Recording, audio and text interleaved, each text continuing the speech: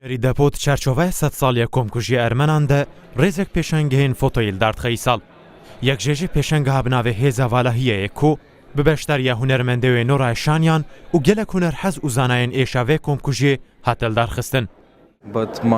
Ez ji Brezîlyayê hatime. Malkalanê min bi eslê xwe ji Ermenistanê ne. Dê û bavê min ji Meraş û İskenderûnê ne li Sûriyeyê zewicî ne. Me her tim serboriyê bav û kala guhdar dikir. Ku çawa ji komkujiyê xilas bûne. Zimanê min fotografiye.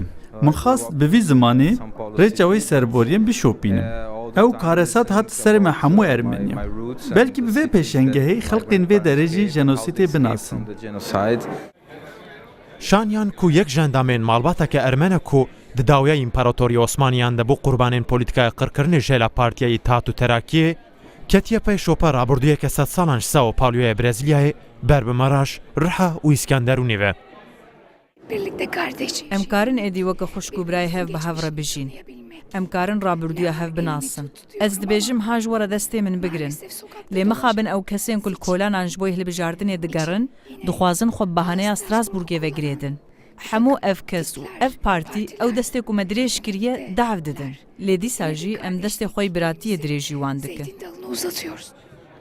Ji bo însanekî ku bê werhatiyê hiştin, tekane rêj bo jinûveşîn hatina kesayetiyê, zanîna rabordiyê û çêjîna wê coğrafyayê ku tovên wan lê hatin reşandin.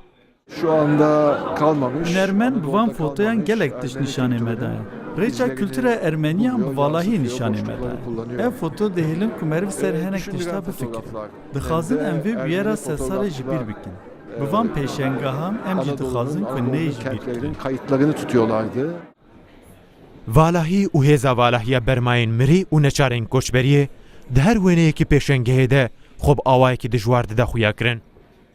Dirûjmên leşkeriyên li ser dêrên Ermenan nivîsandê xêniyên Kavilbûyê û amûrên Xeydo ku mîna li benda vegera xwediyê xwe bin. Hêza valahiyê valahiya hêzê. Alan Ciwan Rûda